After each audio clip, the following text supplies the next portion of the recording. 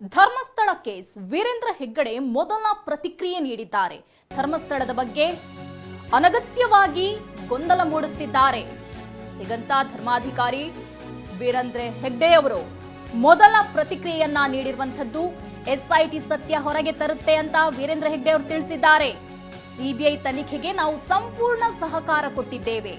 Social ಮೀಡಿಯಾದಲ್ಲಿ ಅಪಪ್ರಚಾರ ಮಾಡಲಾಗ್ತಿದೆ. ಧರ್ಮಸ್ಥಳಕ್ಕೆ ಕಳಂಕ ತರಲು ಕೆಲವರು ಯತ್ನಿಸುತ್ತಿದ್ದಾರೆ. ಈ ಷಡ್ಯಂತ್ರದ ಹಿಂದೆ ಇರೋರ ಹೆಸರು ಬಯಲಾಗಲಿದೆ. ಎಸ್ಐಟಿ ಅಧಿಕಾರಿಗಳ ತನಿಖೆಯಲ್ಲಿ ಎಲ್ಲವೂ ಬಯಲಾಗುತ್ತೆ ಅಂತ ಧರ್ಮಾಧಿಕಾರಿ ವೀರೇಂದ್ರ ಹೆಗ್ಗಡೆ ಮೊದಲ ಪ್ರತಿಕ್ರಿಯೆ ನೀಡಿದ್ದಾರೆ.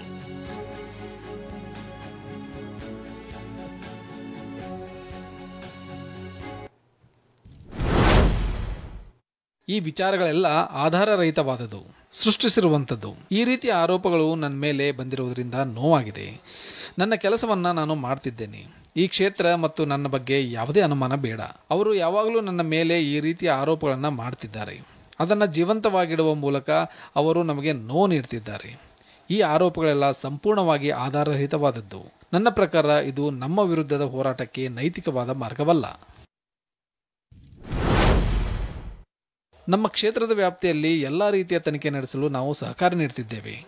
ನೀವು ಯಾವುದೇ ರೀತಿಯ ತನಿಖೆ ನಡೆಸಿದರೂ ನಾವು ಸಹಕರಿಸುವುದಾಗಿ ಹೇಳಿದ್ದೇವೆ.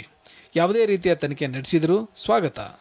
ಇಷ್ಟೆಲ್ಲ ಇದ್ದರೂ ಕೂಡ ಕೆಲವರು ಸೋಷಿಯಲ್ ಮೀಡಿಯಾದಲ್ಲಿ ತಪ್ಪು ಮಾಹಿತಿಯನ್ನು ಹರಿಬಿಡ್ತಿದ್ದಾರೆ.